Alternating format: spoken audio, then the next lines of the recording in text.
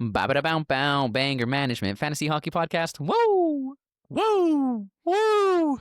It always makes me happy when you do your countdown. It's like we are like the real deal over here, you know? Exactly. It's like, I feel like it's very like you said, it's baby. showbiz, you know? That's It showbiz. is.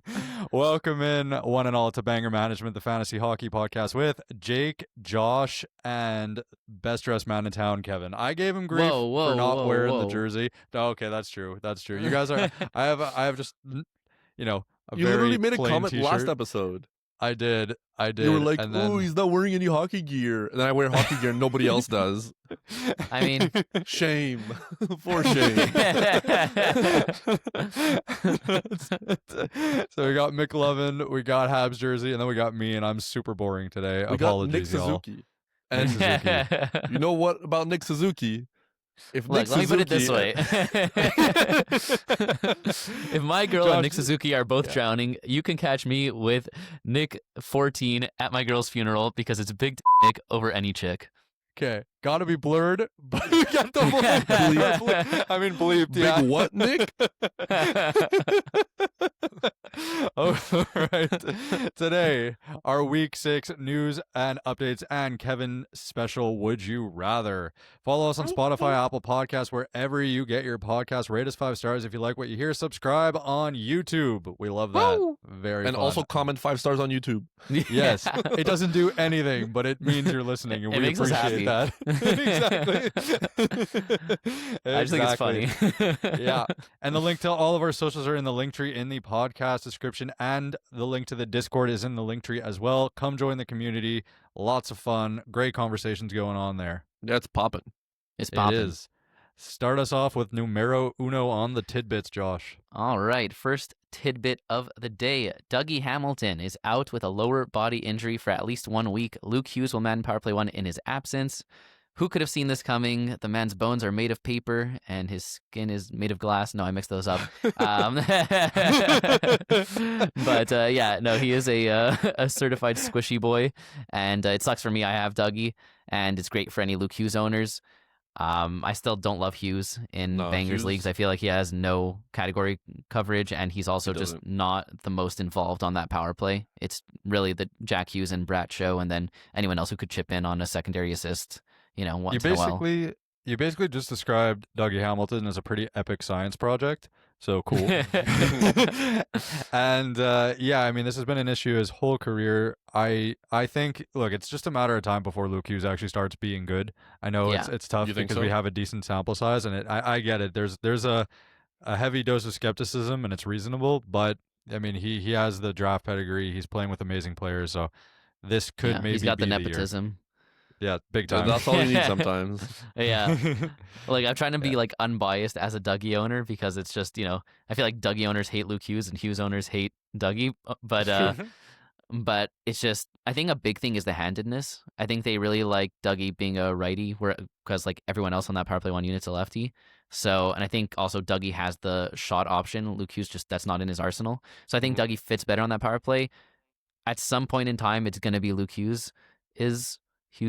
I don't know. But it's just a matter of time when. So we'll see. This will be his chance to run away with it. And if not, then Dougie will get it back when he returns.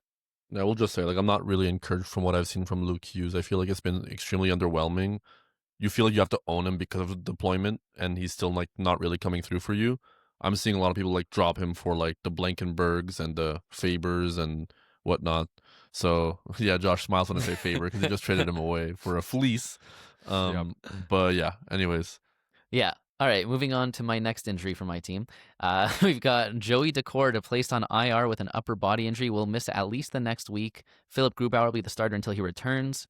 A lot of times when you have a starting goalie and he gets injured, it's the automatic move to go pick up the backup and you just ride it out until your guy returns. I don't think this is one of those cases because you usually want to do that if it's you have the starting goalie for a really good team because the backup will, he's not going to be as good as your starting goalie, but he'll essentially be the starting goalie for a really good team. But when it's a team like Seattle where their best position is probably goalie, the reason they've been doing so well is a lot because of Daccord, and Grubauer kind of sucks. I'm not really interested in grabbing him. Grubauer's awful, but are you interested in Matt Murray? You mean Stanley Cup winner Matt Murray? Yeah, exactly. Yeah, no, I don't want any Seattle goalie as of right now. I just saw a report that said they're gonna have a better update on Daccord in the next few days. Yeah, so it's never a good sign. No, it's not. It's definitely not a good sign. So we'll see if it's more like a long-term thing or not. But at least a week, and hopefully it's not much more than that because they need him. Yeah. But on to some good news for my team.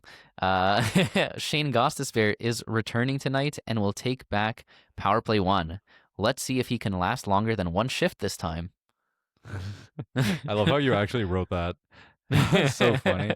This is his power play. There's no doubt about it. I'm still high on Nikishin as someone to own. Doesn't take away from that, but as long as Gostisbehere is there, there's no offensive defenseman on this team. He's the guy.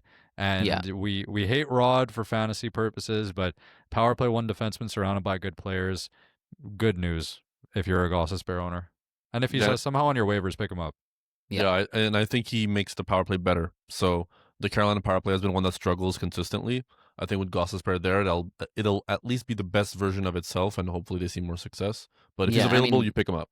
I'd way rather have Ghost than Luke Hughes. Yeah, 100%. And honestly, like, who knows how long it's going to last, but at the moment, Rod actually has the lines that make sense as the lines, which I don't think we've seen in the past, 5 years. It's never happened. It's kind of suspicious. Svech, Aho, Jarvis on line 1. On power play 1, he has Svech, Aho, Jarvis, Ehlers, Gostisbehere. That's so obvious. And I could show my freaking 7-month-old, I'd be like, hey, here's the lineup. Who would you put on power play 1? And he'd be like, oh, well, obviously these 5. And I'd be like, well, you'd be surprised. Have you heard of Stefan Nason? All right. So Kevin's got a few technical difficulties. Shall we keep going? You make the call. Yeah, keep going. I'm just going to try to turn this back on. Yeah. Okay. Anyways, so enough on Gostisbehere, but my kid is going to be a fantasy hockey prodigy, is what I'm trying to say, and he's going to usurp Rod for Carolina Hurricanes coach one day. Anyways, imagine that actually happens. That'd be cool. Nuts. You heard it here first. Okay. Right. Rupe Hintz returns to the lineup and slotted into line 2, power play 1, bumping off Tyler Seguin. No surprises there. This Stars power play is nuts right now. Mm-hmm. They're, I think, 3rd in the league, and they're just popping off. So definitely, if for some reason, I can't imagine he was dropped, but if he was, then you grab him. But I don't know. Not much to say here other than it's exciting that he came back, and Tyler Seguin stock becomes pretty much a drop. What I think is worth mentioning, though, is line 2 instead of line 1 definitely impacts Rupe's value. I think that's why we're seeing Wyatt Johnston really take a tick up as well, because he's playing with Rantanen on line 1. I think that's huge, and if that sticks, huge for Wyatt Johnston, less good for Rupe. But also, Rupe is the type of guy, he's a Dylan Strome archetype, right? Where it's kind of just very points, not really much category coverage. But if you look at his stats for the season, he's shooting a lot more than anticipated. Last I checked, he was averaging around 3 shots a game, which is it's not his huge. Style. It's not his style. So either he's line 2 and that allows him to be more of a shot taker because he's not playing with one of those big guns that usually take the shots. So it's me thinking about, is this sustainable? Is this maybe a new floor that he's found given the new deployment? Is it connected? Is it correlated? Or is it just a phase and you try to trade him on that value? You know what I mean? Yeah, I think that he's a pretty clear sell high. I mean, obviously he's just coming off injury, so wait for him to string together a few healthy, good games. But it's tough because honestly, I think line 1, line 2 doesn't really matter here. What matters is whichever line Rantanen is on. So I think whatever line Rantanen is on is the line 1. Mm-hmm. For when Hintz came back, it was Wyatt Johnston and Rantanen, so that was line 1. Last I checked, I actually think that now it's Hintz and Rantanen. So I don't think it's a lock on the deployment. It's a fluid there. situation. Yeah, exactly. I think that top 6 is kind of very mix and match. Sam Steele obviously is a lock, but other than that, there's gotta have some steel. Yeah, exactly. I have from what I see, it's Robertson, Hintz, Seguin, line 2. Okay. Yeah. So this is an extremely deep team, and if they actually are moving towards a consolidation of the top 6, I think that's really good for their offensive output. And Rupe's pretty much a staple on the first power play, I'd say. He's not Rantanen or Robertson level staple, but he's been there for a while. So I actually really like it. And Kevin, to your point of him being a Dylan Strome archetype, I was ready to say, yeah, but without the face-offs. Nope. He's taking a lot of face-offs, and he's shooting a lot too, actually. Yeah. But that's just this year. Really he hasn't done that before. No, that's why. No, it's new Rupe 2.0. Nupe. But yeah, I like it a lot. So this it's good if he's this Dallas top 6 gives me like Toronto last year vibes, like Matthews, Marner, JT Nylander. It's like Johnston, Rantanen, Robertson, Hintz. Like honestly, I think it makes sense. You put 2 stars on each line, and you have a third guy gap fill that has I'm pretty sure with there's them, and that's it. 3 stars on each line. Sam Steele. Cool. Okay. No, the great. Dallas Stars. All right, let's move on to the next one. You can't set me up like that and not expect me to go for it. Anyways. I didn't even think I was setting you up. Rasmus Dahlin is out indefinitely for personal reasons. Wish him and his family all the best. But in the meantime, who's getting power play 1? It seems to be Bowen Byram, but also the Sabres suck again. So I don't know how, like in our league, normally you see news like this and you expect like the ownership percentage to jump up, right, on one of these guys. Like at first, obviously there was the uncertainty. Is it Byram? Is it Power? But I think we've seen that it's Byram like in the game since Dahlin has left, but he's just done nothing with it to the point where in our league, he hasn't even been grabbed. Yeah. And I don't have really any interest. I don't have interest either. Like we said this in the Discord too, like people were kind of trying to estimate who it was going to be. Was it going to be Byram or Power? Like people were going deep into the files of like what they did before. I thought I was leaning Byram and it ended up being correct. But I also said like I don't know if that's a valuable position. Like would you rather have Byram or like Levshunov or something? You know what I mean? And we'll touch on Levshunov later. But I just more interested in that than a Buffalo team that's just like beating themselves and can't do anything and keep getting hurt everybody. That was not an English sentence, but you know what I was trying to say. Yeah. Owen Power is going to be traded to a team that's about to win the Stanley Cup, so keep an eye on wherever he goes. Byram's going to be traded. Just sell the whole team at this Power? point. I feel like Power. I feel like, yeah, but Power's got and they drafted him. There's no way they're trading Power. They're not trading Power. Right. It sucks because like there's no reason for him to be there. He has such like top pedigree and like a little bit less of a sample size, so I feel like they'd get more. But yeah, I guess it's a lot of money for a team to take on. Either way, it's just a disaster. Yeah, I will say that they're dealing with a lot of injuries right now, and so it could be interesting to keep an eye out on when Zach Benson comes back, which I'll talk about this. Benson is traveling with the team and should return to a line 1 power play 1 role, bumping off either Jack Quinn or Alex Tuck from power play 1 when he returns. So Benson returning. I mean, Jason Zucker's dealing with some pretty bad like viral illness right now, so he might not return for a while, but he's out. Josh Norris should be back in a couple of weeks. When these guys all come back, if Dahlin's still out, then I'm more interested in looking at, Bowen Byram / Owen Power, whichever one of them is leading that power play. So maybe you pick them up like a game or two before, Norris or whatever comes back. But like for now, it's not really interesting. I am a Benson owner, so I've been kind of monitoring the situation closely. They said a week was the estimate, and then it's been a week, and right now they're about to go on like a 4-game road trip. He just missed the first game in Carolina. They have a 4-day gap between the end of the Carolina game and their next game, and they have to decide if he's going on the road trip or not. And a report I saw earlier today said he wasn't at the morning skate at all, so they're not actually sure if he's going to be traveling with the team on this road trip. So if he doesn't, I think he's missing out at least another week. So by the time you're listening to this, maybe we have some clarity on the situation, but as of right now, my guess is he's missing another week. So, but I do think the Buffalo, power play and also team will get better when he comes back, because it's just an influx of talent that they're replacing with scrubs. Yeah, pretty much. I still think it's going to be a fun fantasy team if you own the top guys. Like, I mean, Tage is still sick.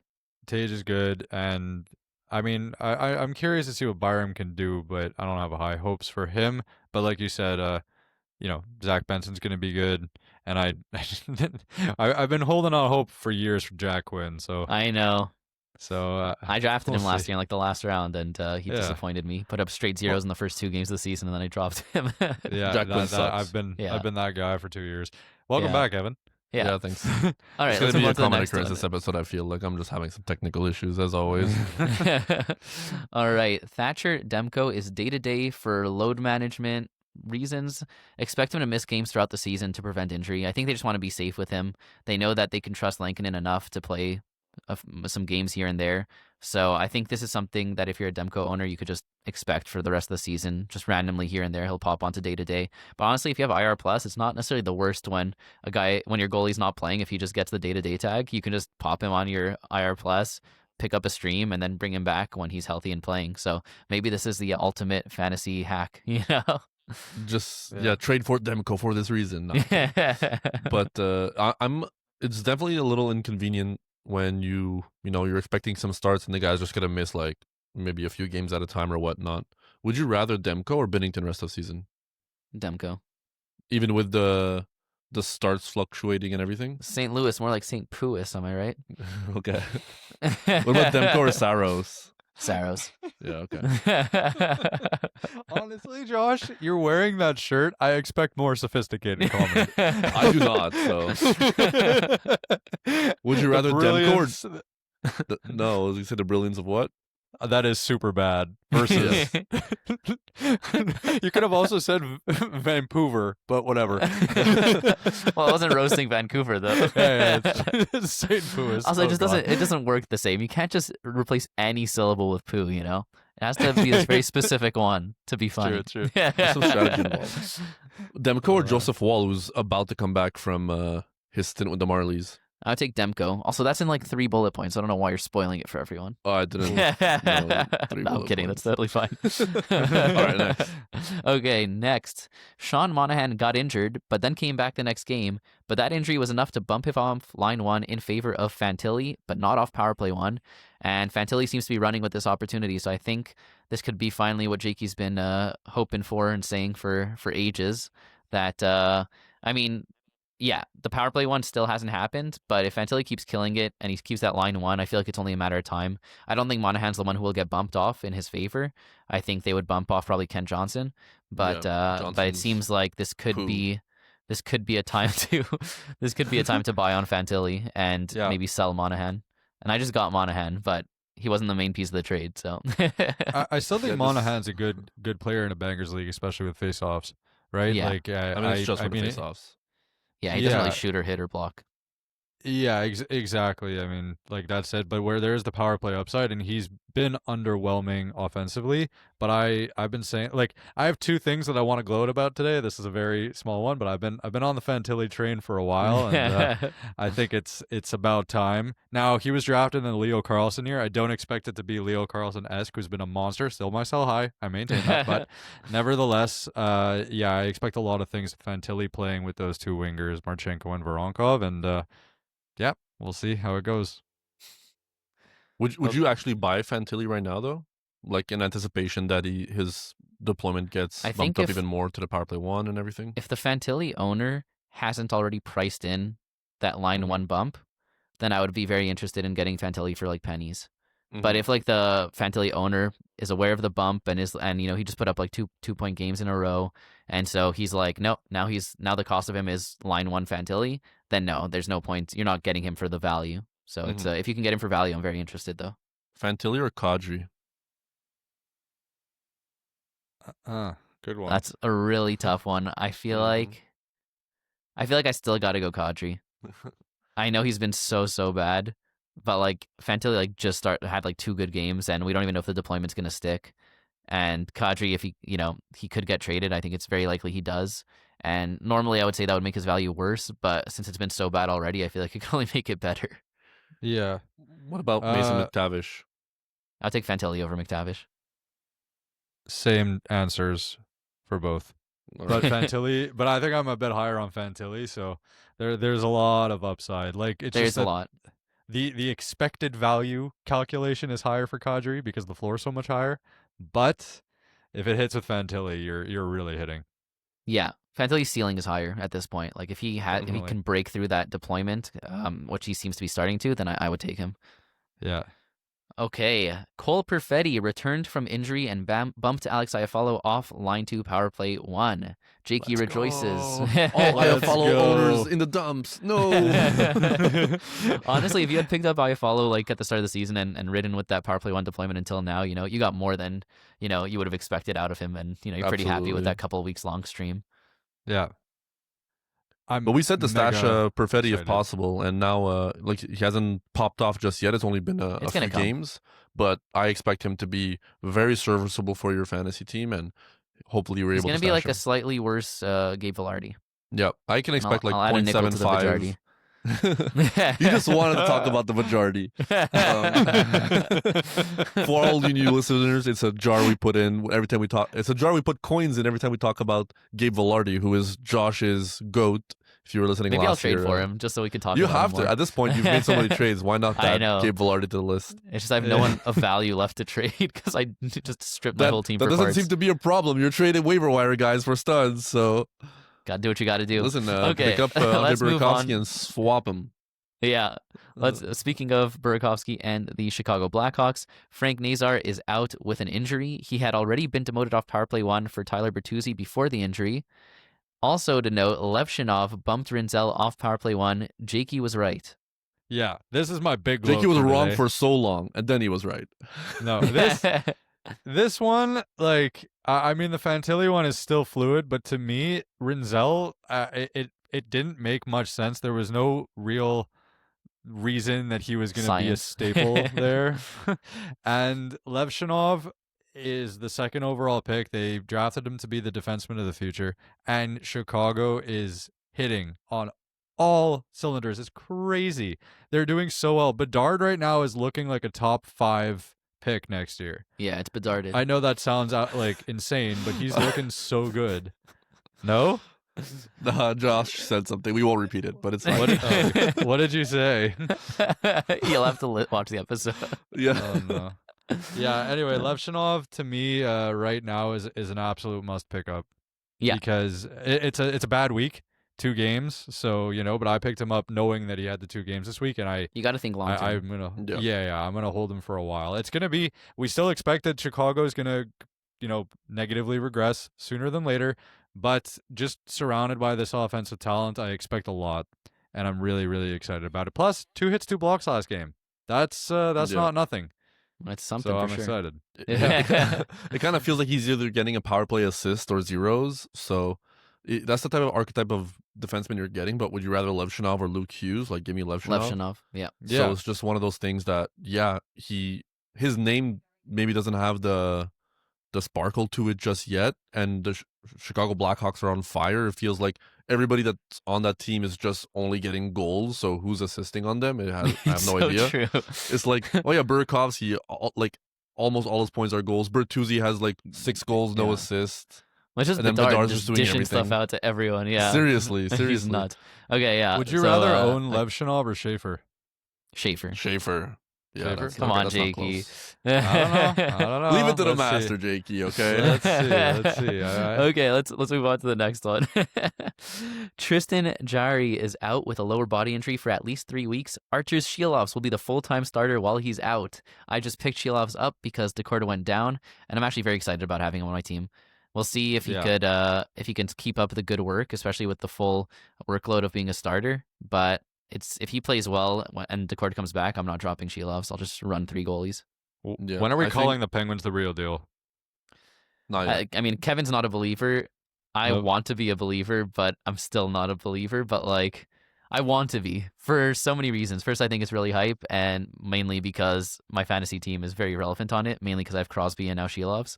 But it doesn't make sense to me. The logic is not there. I know, I want to give them credit, obviously, as well. But their upcoming schedule is not great, but they're playing bad teams. We talked about Silovs being a pickup on the Week 6 waiver episode. So if you haven't listened to that and you're looking at, guys that you want are on your waiver wire or something, go listen to that episode. But we mentioned Silovs. Yes, Pittsburgh, this current week 6, they have 2 games. Next week, they have 2 games. There are 2 games this week. Nashville, both. Nashville is awful. And then next week, they play Seattle and Minnesota on a back-to-back. Yeah. Both games they could realistically win too. Minnesota's not super hot right now, and Seattle just lost Joey Daccord, so they could win realistically the next 4 games. And we're talking about when's Pittsburgh going to slow down. I think the schedule catches up to them at some point. I also think the players start to regress a little bit, but as of right now, I'm happy to have Silovs on my team. He's probably going to get 3 out of the next 4 starts, and you're happy with that. Yeah. I'm thinking way ahead here. But the Atlantic and Pacific, so both ocean-bound divisions, are very top-heavy compared to the Metropolitan and the Central. Which are not bound by oceans. Exactly. And if you think about it, 4 games each week in the weeks 21, 22, 23, so that's most of your playoffs. If they're going to be fighting for a playoff spot and Silovs is the starter, I'm really excited to own him there. I know this is like a temporary pick him up and see when Jerry comes back. Yeah. A quick nitpick. They're not a 4-4-4, they're a 4-3-5.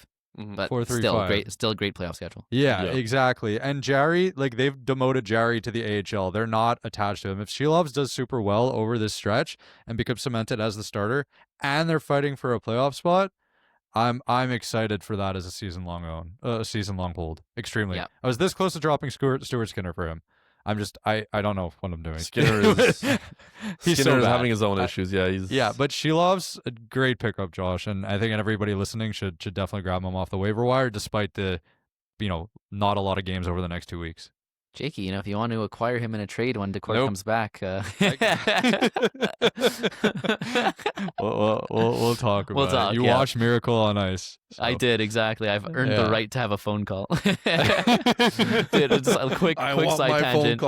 Quick side tangent. Like I go on a walk with Eva like every day. We go on a nice little walk, and I'm on the walk, and I get that like one of these trade offers, right? And I'm like looking at it, I'm like, oh my god, I have to make this decision fast because I feel like sometimes people like pull the offers, whatever, and I'm like, I got to call the guys, and I'm like, sorry, but I got to start working the phones, and I literally like call you guys up of like, asking your opinion, all that, and I'm like, look, Eva, I'm like a real GM, like working the phones, making trades, and she's like, I hate you so much. That's what the Discord's for, though. For all the listeners, like if that happens to you, like go to the Discord. We respond very, very quickly also there. So if you ever get a trade and you're like, oh my god, like is this too good to be true, like, and you're just debating whatever, right in there we have a trade discussion channel, and that'll help a lot. So we'll be there to answer. Seamless Discord plug. I was gonna say I will say I've seen a lot of trades happen in the Discord lately, and we'll talk about them on the next episode, like on the mailbag. We'll mention some of the trades that you guys were able to pull off, because some of them were great deals, better deals than what Josh pulled off just recently, and we won't get into that just yet. But I'm still salty. Yeah. Anyways, let's move on to the next one. Silovs Woll is in the AHL for a conditioning stint. His return is imminent, and he should split starts with Stolarz unless one vastly outperforms the other. So that was alluded to earlier on when Kevin spoiled it for everyone. But oh no, he's alive. Yeah, exactly. My demise was greatly exaggerated. But this is interesting because Stolarz really has not been good to start the year. And I think actually his numbers are going to get better as he gets fewer starts. I think that's just the type of goalie he is. He can't handle the full starter workload, but when he has the half workload, he does a really good job. So I'm actually not panicking if I'm a Stolarz owner. I'm kind of happy. I'm like, okay, I'll lose some volume, but I think the rate stats will go up. And I'm very interested in Woll if you're interested in a tandem goalie on a solid team. This is going to be, I think, first of all, a great opportunity for Woll, where we saw last year he came in after missing some time and ended up being pretty solid as well. Like he has it in him to be a good quality goalie. Like, he maybe not get you the most starts because they're splitting, but he can get you like amazing starts. We'll have to see what he does when he comes back. But we were getting questions about like, what's his deployment going to be? I think they split unless one goalie vastly performs out the other, like exactly like you said. And this could be an opportunity to buy low on Stolarz, because I feel like he's really been struggling with the volume, and they want to give him the volume right now because they do not trust Hildeby. Like, they had a back-to-back just recently, and they were like, we're not confirming who the goalie is starting the second game of the back-to-back. And you're like, okay, like, Stolarz just started to play him back-to-back games. Like, that's where we're at right now, like, how much he was getting. So I think Woll is going to be a welcomed presence in the dressing room, and they'll be able to split. And maybe it sucks for fantasy that nobody's getting all of the starts, but better all around, I think. Yeah, I think that was a really good point about a Stolarz buy low, and it feels really counterintuitive because it's like Woll coming back, in people's minds just makes Stolarz worse. But if you're okay with, you'll have to, going in, if you're buying him, you're okay with having a tandem goalie. But if you are, then you can get him for like way less than his actual value because of how bad he's been, and because of Woll coming back is going to freak out any Stolarz owner. So I like that a lot. Okay, PLD is having abdominal and adductor surgery and will be out 3 to 4 months. He's cooked. And not the good kind. Sometimes I write these notes late at night and then I just read it. Yeah, this is bad. Like for his I feel bad his for him. career. Yeah, no, definitely sucks. Glad the Habs didn't trade for him. No, I mean imagine going back in time, like looking at that the Velarde trade. I know. And for that, and then they also got more. I mean, they really pulled off quite the heist there, Winnipeg. But yeah, look, he was good last year. He's still not a bad player, and his career is not like done. But this is like this year he's irrelevant, and I wouldn't say I'm super excited about Connor McMichael on the second line, but definitely watch list. Keep an eye out, see what he can do. Yeah, I'd say the biggest beneficiary is just Chychrun. I think he's just cemented his power play one spot even more with this. Yeah, pretty much. Okay, should we get to some good news for Kevin? Woohoo! Yes. I've been waiting for this one. Okay, Vinny Trocheck has returned from injury for the New York Rangers and is line 2 power play 2. Will Cooley is keeping power play 1 for now.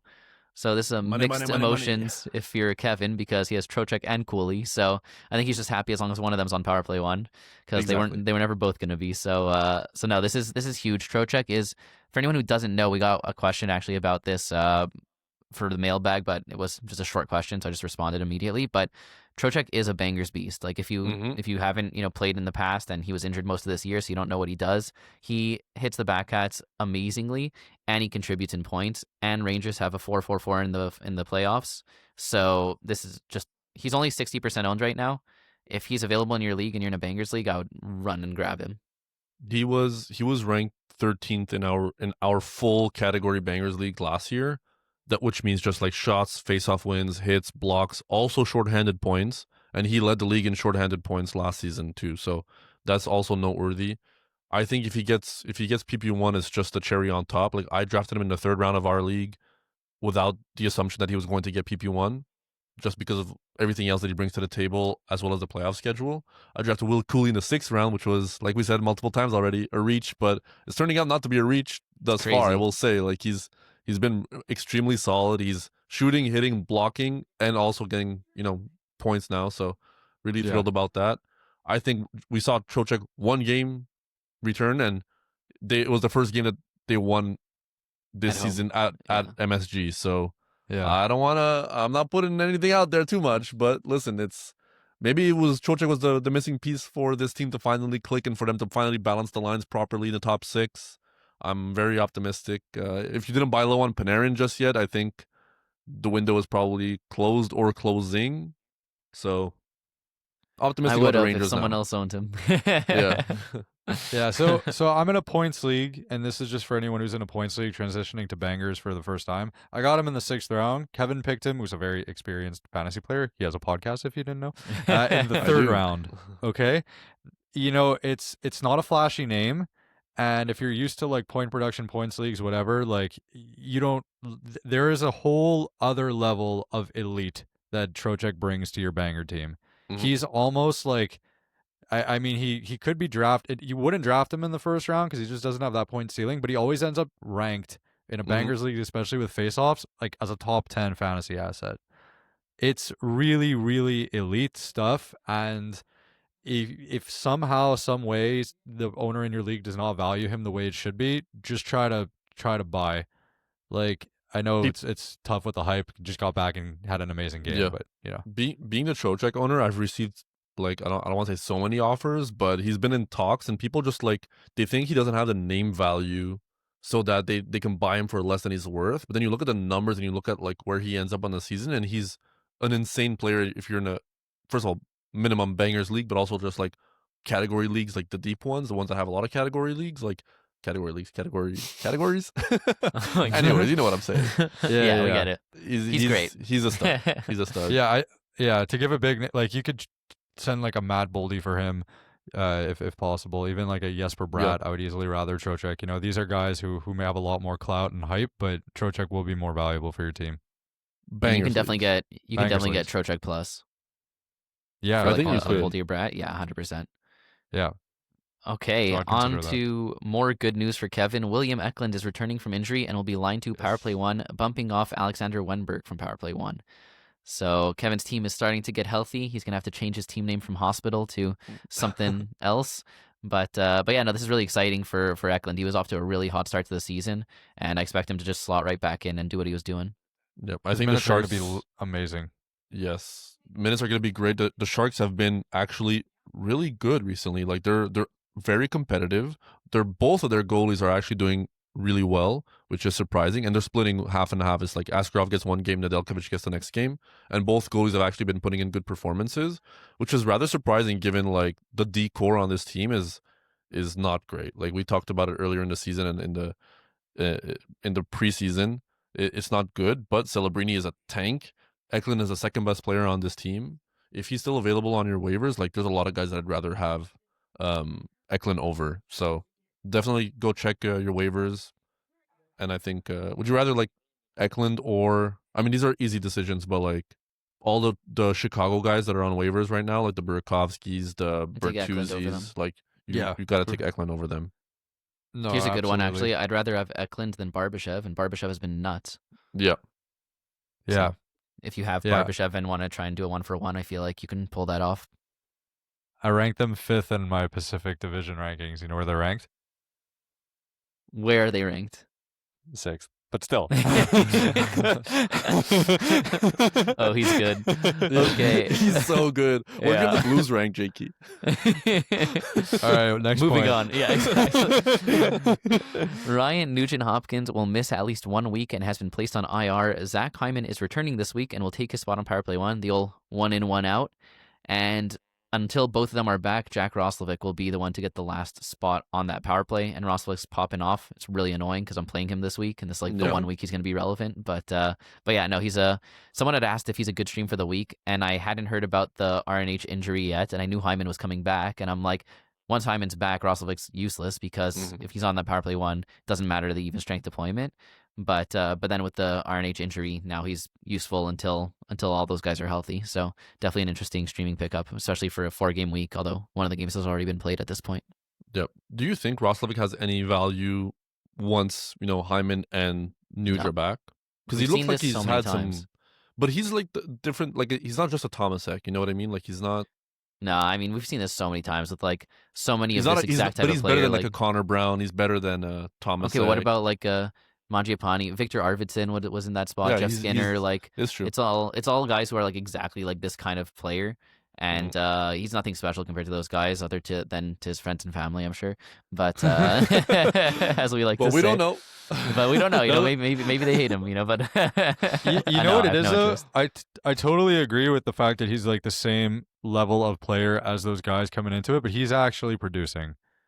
They didn't hit. That's because they didn't hit one. Yeah, but not only that. I mean, last game 2 points, no power play. The game before 2 points, 1 power play. Right. So yes, of course, that's a big part of it.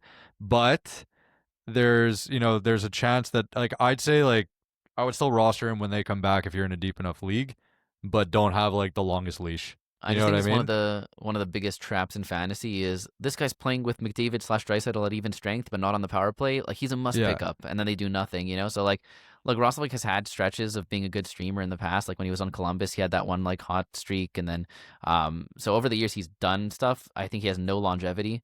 I think it's ride him until he's hot and then drop him, and then just be happy with what you got out of him. Yeah, but don't drop him like right away. If he gets bumped off power play 1, give it wait for him to put up zeros games. and then drop him. Yeah, exactly. Yeah, exactly. Okay, lastly but not leastly, Victor Hedman is day-to-day with an injury. Darren Radish taking his spot on power play 1, but he actually already had it while Hedman was healthy.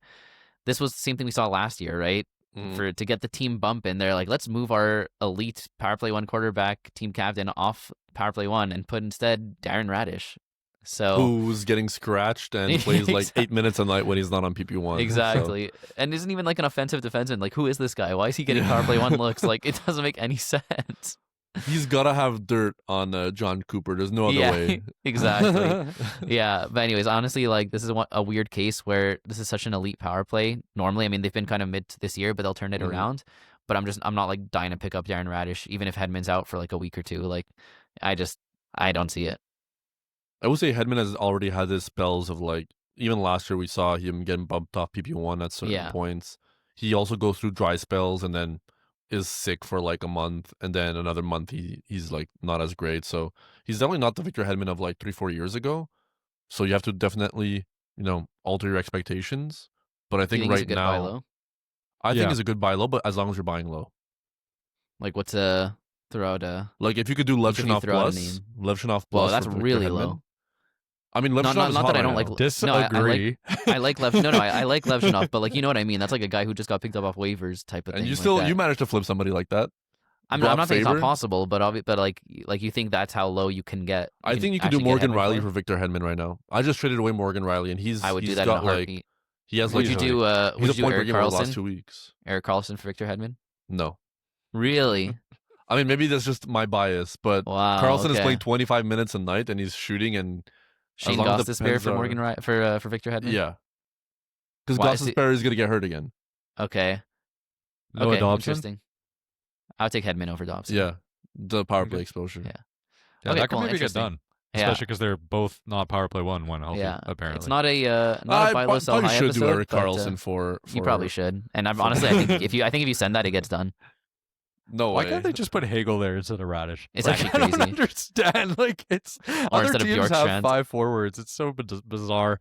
Yeah. This happens all the time, and then Hedman ends up back there. So All right, Kevin, take us home to the Would You Rathers, everyone's favorite part of the episode.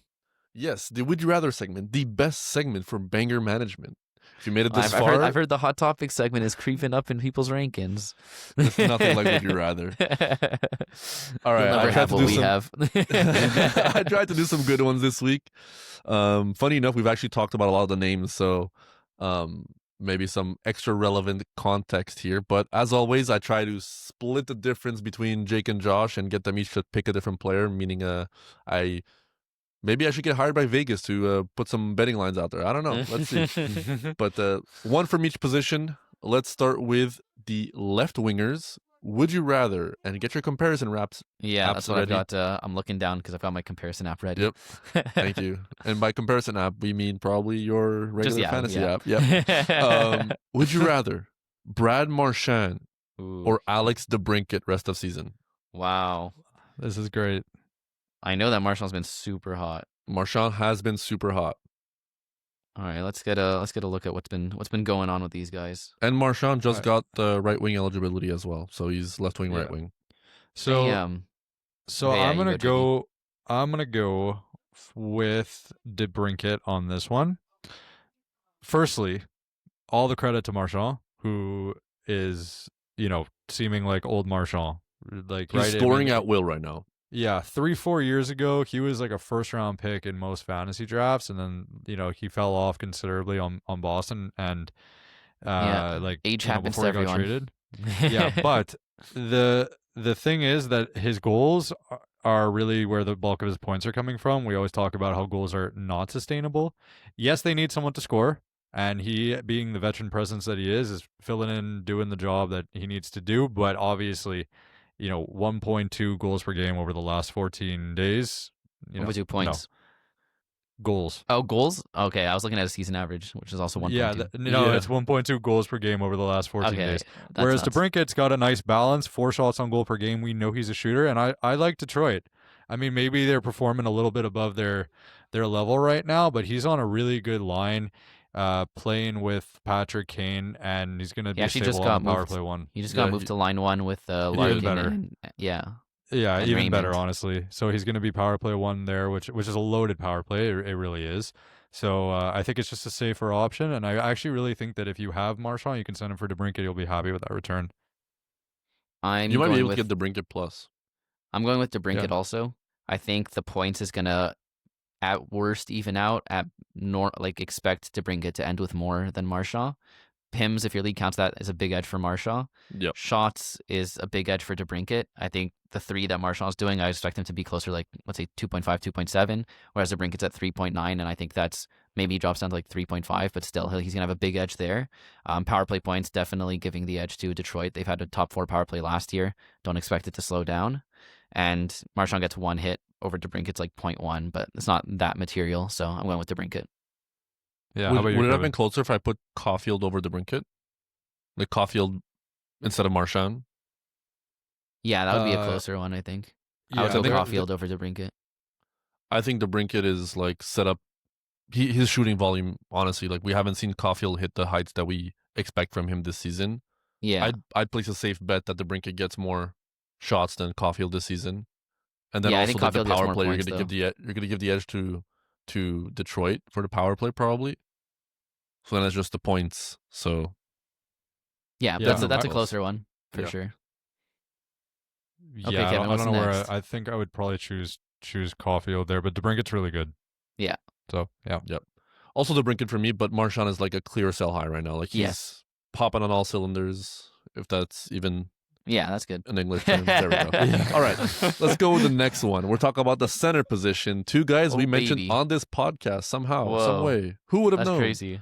But would you rather Nazem Kadri or Rupe Hintz rest of season? Oh, easy Hintz. Yeah, that's easy. I thought maybe with the line 2 deployment, you would have a little bit more ambiguity.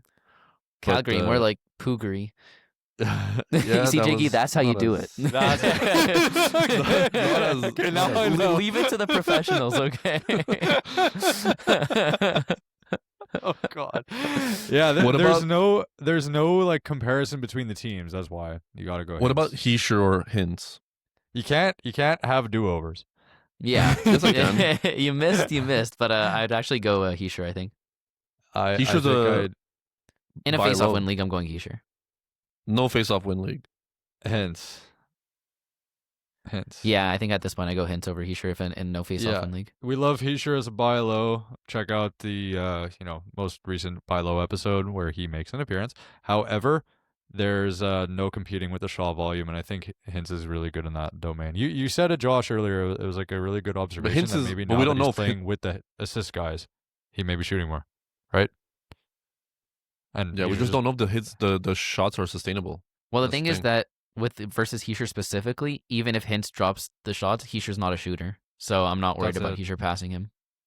Exactly. All right, okay, Kevin, what's next? Next one, defenseman position. Oh, baby. Would you rather? I mean, this is gonna be a slam dunk as well. I feel like. Yeah, it is. Sorry. Victor Hedman or Lane Hudson?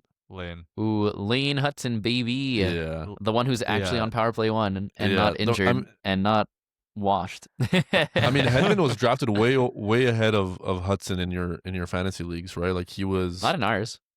I mean, he was. Yeah, but Hedman's like fans. Okay, but it wasn't any of us who did it. But fair, it was a half fan. So yeah. So the question here is where's the line with Victor Hedman now? Like, would you rather Hedman or Heiskanen? And Heiskanen's just popping off. He has I just Thomas got Harley in his absolutely back. wrecked by Heiskanen this past week. It was brutal. The 1 week of fantasy relevance he's had in the past 5 years. But I mean, at this point, I feel like he solidified that Dallas power play, and they're popping off. I think I got to go Heiskanen, and I never thought I would say that. Hedman or John Carlson? I go Hedman. Really? Okay. I'd probably go Carlson there. Certified Caps hater. That we know. Sergachev over Hedman. Sergachev. So that's what I'm saying. Like, I feel like Hedman is completely falling down the rankings. That's why it wasn't crazy that I'm taking Erik Karlsson over Hedman. Like, it's making me rethink my take now. So you're like sending it and then canceling it and then sending it and canceling I didn't send it yet, but I was like, the name value, I just got to do that, right? I drafted Karlsson in the 15th round. But I was kidding. I know you'd take Seider over Hedman. That was a joke. Yeah, I know. He just wants to rub it in. He can't bring me down. I'm trading away all my underperforming guys, but I'm getting value for all of them. So you know what? Seider's next on my list. I think Erik Karlsson's a decent like balance there. I would take Hedman over Karlsson. Yeah, that's where I think it's like a good line. Are you expecting him to get more points? Because Karlsson will get more shots, absolutely. And he's on a power play that is definitely not. I just not necessarily so bad. Like I said, I really want to be buying the Penguins as a this resurgence, but Hedman or Dougie Hamilton? It's tough. Hedman. That's I think they tough. want to give it to Hughes. Probably Hedman. Honestly, I think Dougie's just a headache tone right now. First of all, there's the whole injury thing, but then also just as the if whole Luke Hedman Hughes is thing. not on PP2 right now. Yeah, but like, it's Darren Radish, man. Like, you know. All right, let's move on. Yeah, what else you got? Goalies. Jakey's gonna love this one. Oh Would you rather Stuart Skinner or Samuel Montembeault? Montembeault. Monty, I hate yeah. Skinner. I hate Skinner. And I have Dobesh, and I'm like extremely anti-tandem, but I'm so annoyed.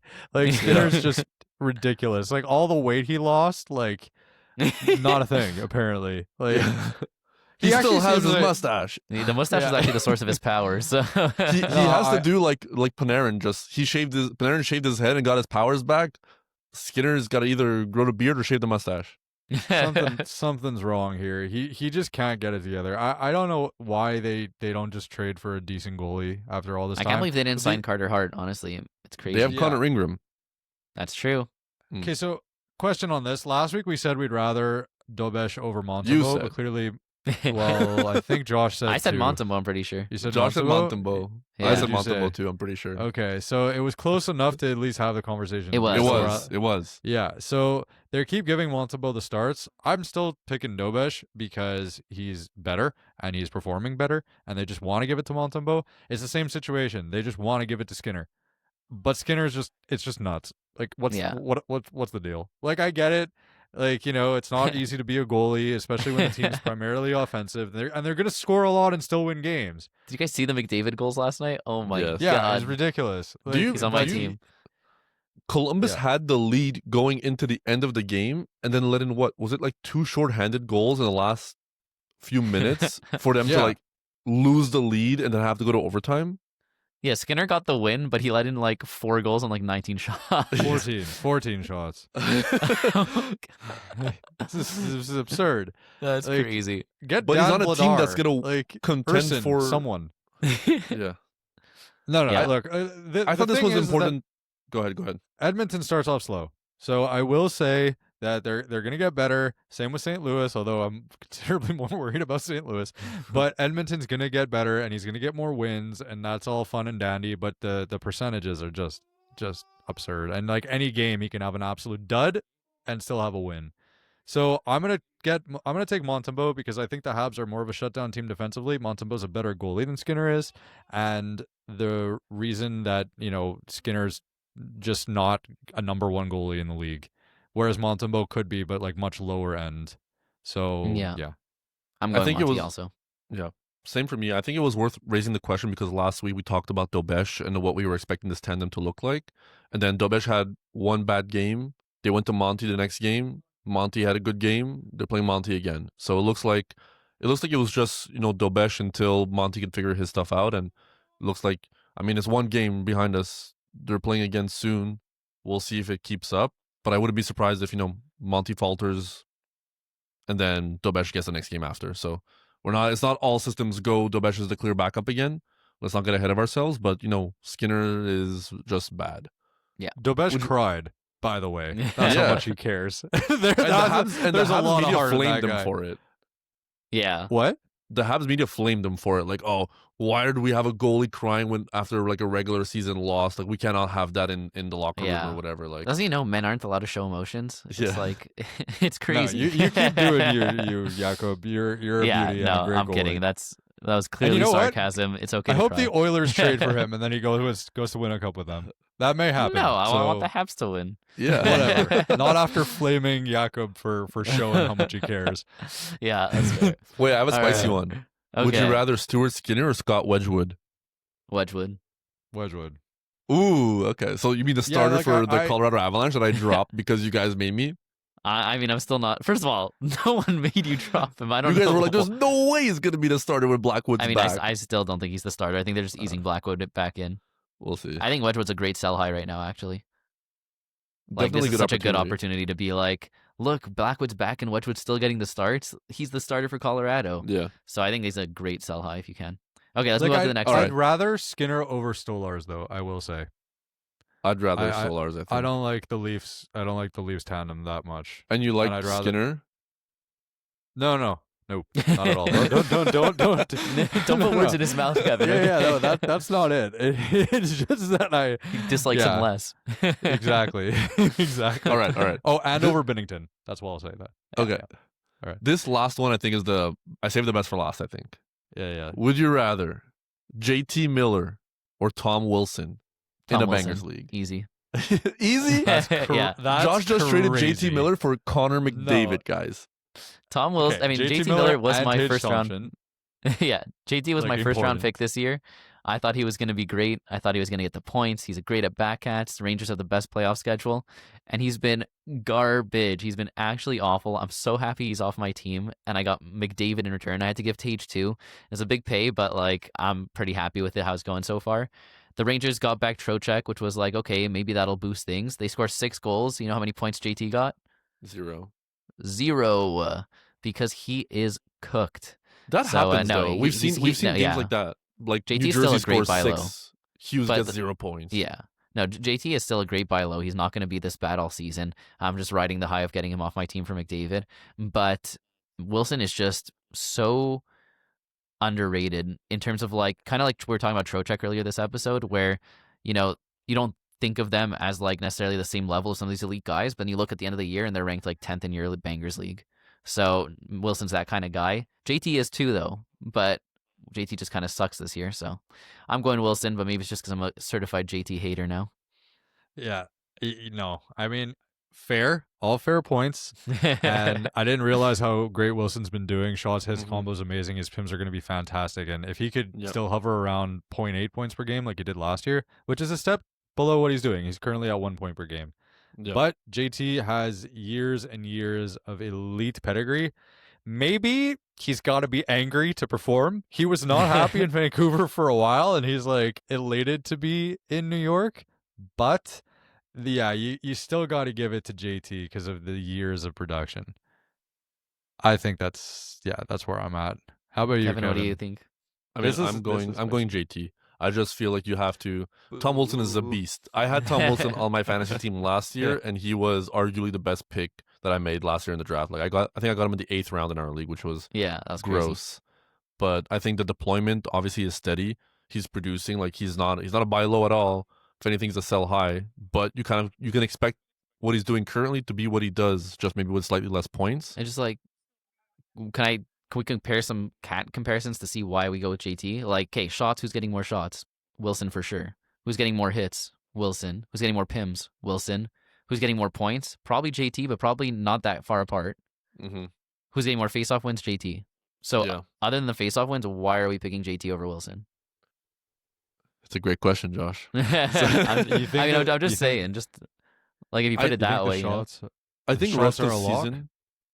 Yeah, JT doesn't shoot. He's been shooting more this year, but I don't see that lasting. He's at 2.6 to Wilson's 2.77, so I don't think it's like that crazy. And Wilson has, he's not a shooter necessarily. He got like 2 shots on. Yeah, but last year JT had like 1.9 shots per game. Yeah, but that was a disaster. I'm last year he was way better than he's doing this year. Yeah, I hear you. Like this is a real disaster too, but at least there's still hope, I think. Yeah. I mean, look, I'm not going to fault you for picking, like, I picked him in my first round, like, I obviously had high hopes for him, and I think he does turn it around.